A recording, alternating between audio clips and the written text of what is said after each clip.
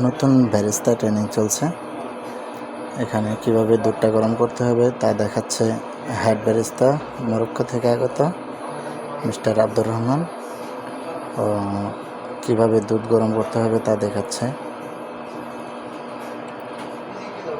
আপনারাও যদি ব্যারিস্টা শিখতে চান তাহলে কিভাবে দুধটা গরম করবেন এখানে দেখতে পারেন।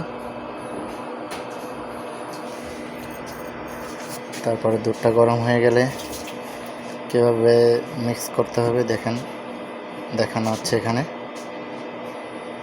প্রথমে দুধটাকে আস্তে আস্তে কফির সাথে মিক্স করে তারপরে ডিজাইন শুরু করতে হবে।